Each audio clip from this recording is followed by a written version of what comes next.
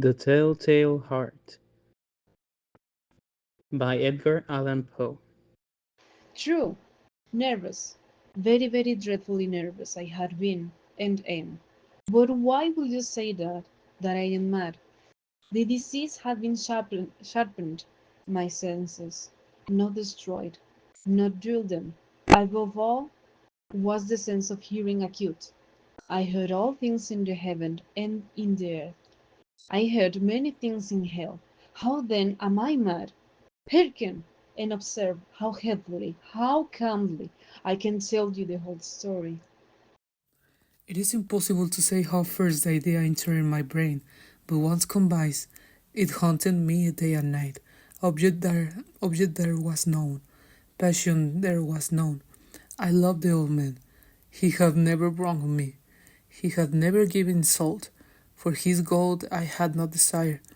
I think it was in my eyes. Yes, it was this.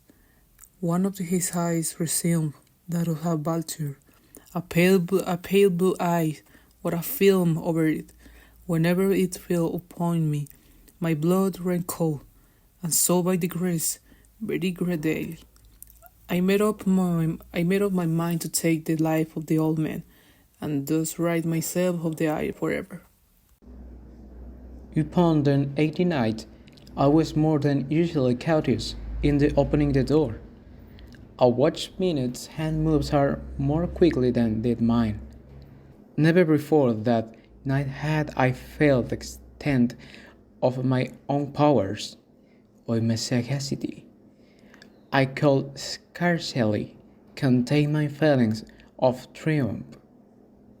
To think that there I was, opening the door, little by little, and he not even to dream of my secret deeds or thoughts.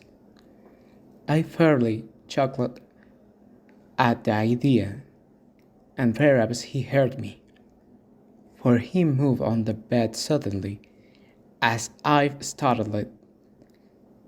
Now you may think that I drew back, but no.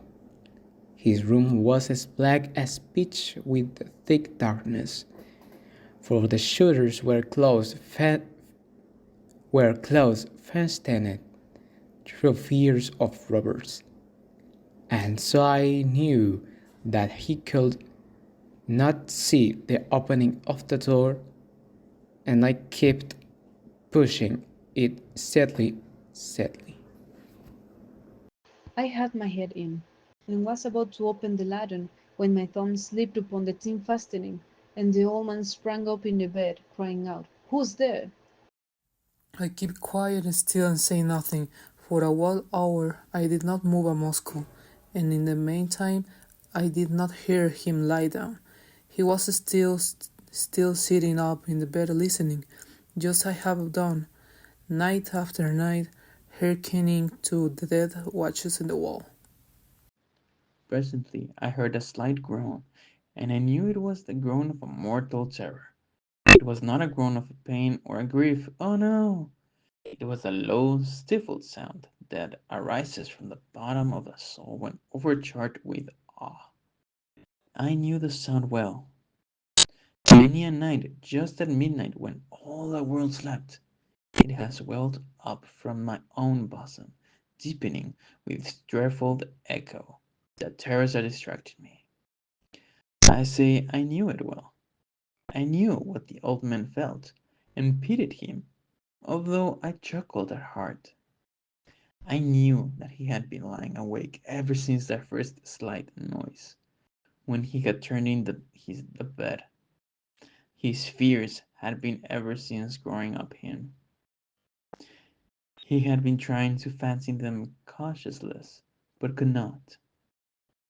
He had been saying to himself, "It is nothing but the wind in the chimney. It is only a mouse crossing the floor. It is merely a cricket which has made a single chirp." Yes, he has been trying to comfort himself with these suppositions, but he had found all in vain, because death, in approaching him, had stalked with his black shadow before him. and enveloped the victim. And it was the mournful influence of the unperceived shadow that caused him to feel, although he neither saw nor heard, to feel the presence of my head within the room. When I had waited a long time, very patiently, without hearing him lie down, I resolved to open a little, a very, very little service in the lantern. So I opened it. You cannot imagine how steadily until at length a single dim ray, like the thread of the spider, shot from out the service and fell upon the vulture eye. It was open, wide open, and I grew furious as I gazed upon it. I saw it with perfect distinctness, all a dew blue, with a hideous veil over it, that chilled the very marrow of my bones.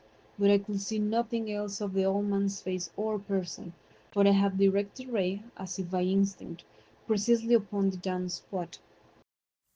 And no, I have not told you that was your mistake, for madness is overcoutness of the sense.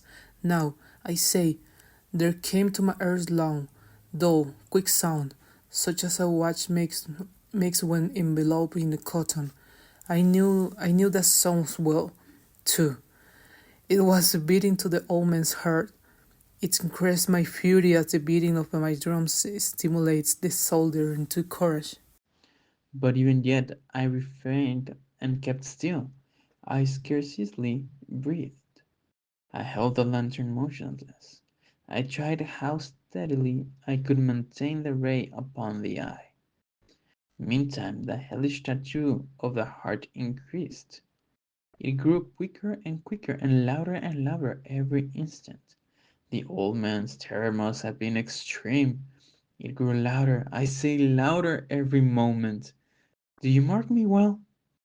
I have told you that I am nervous, so I am. And now, at the dead hour of the night, amid the dreadful silence of that old house, so strange a noise as this excited me to uncontrollable terror. Yet, for some minutes longer, I refrained and stood still.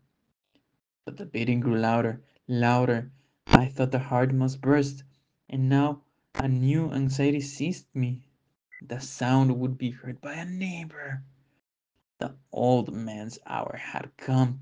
With a loud yell, I threw open the lantern and leaped into the room. He shrieked once only.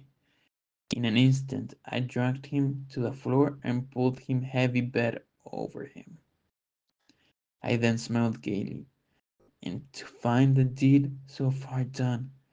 But for many minutes the heart beat on with a muffled sound. This, however, did not vex me. It would not be heard through the wall. At length it ceased. The old man was dead. I removed the bed and examined the corpse. Yet he was stone dead. I placed my hand upon the heart and held it there many minutes. There was no pulsation. He was stone dead. His sigh would trouble me no more.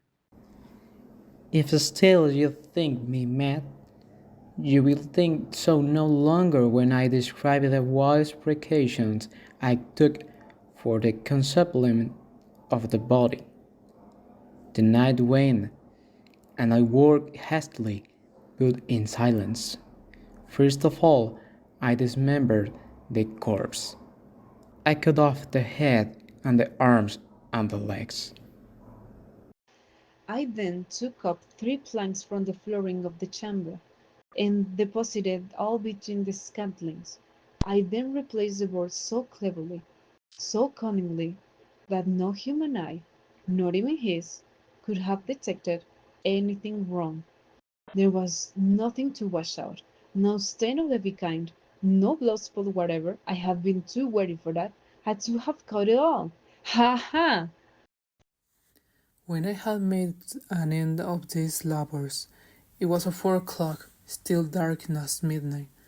As Bill sounded the hour, there came a knocking on the street door. I went down to open it with a light heart. For what had I now to fear? There entered three men who introduced themselves with perfect suavity as officers of the police. A shriek had been heard by the neighbor during the night. Suspicion of foul play had been aroused. Information had been lodged to the other police, and they, the officer, had been deported to search the premise. I smiled. For what had I to fear? I bade the gentleman welcome. The shriek, I said, was my own in a dream. The old man I mentioned was absent in the country. I took my visitors all over the house. I bade them search well. I led them at length to his chamber. I showed them his treasures, secure, undisturbed. In the enthusiasm of my confidence, I brought chairs into the room and desired them here to rest from their fatigues, while I myself, in the wild audacity of my perfect triumph, placed my own seat upon the very spot beneath which reposed the corpse of the victim. The officers were satisfied. My manner had convinced them. I was singularly at ease. They sat, and while I answered chillily, they chatted of familiar things. But ere long, I felt myself getting pale and wished them gone. My head ached, and I fancied a ringing in my ears, but still they sat and still chatted. The ringing became more distinct. It continued and became more distinct. I talked more freely to get rid of the feeling, but it continued and gained definitiveness, until, at length, I found that the noise was not within my ears. No, I doubt I now grew very pale, but I talked more fluently and with a heightened voice. Yet the sound increased, and what could I do? It was a low, dull, quick sound, much such a sound as a watch makes when enveloped in cotton. I gasped for breath, and yet the officers heard it not. I talked more quickly, more vehemently, but the noise steadily increased. I rose and argued about trifles, in a high key and with violent gesticulations, but the noise steadily increased. Why would they not be gone?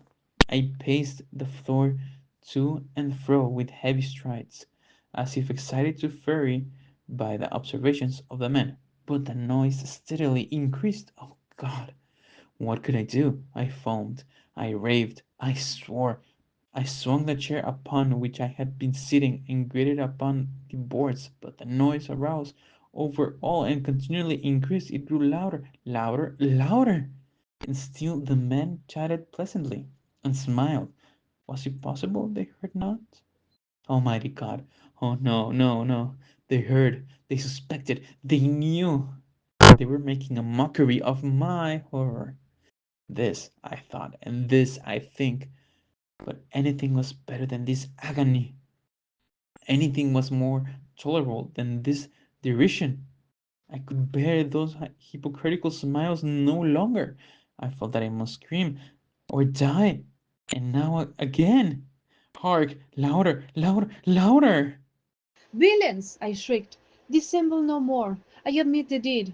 Tear up the planks. Here! Here! It is the beating of his hideous heart.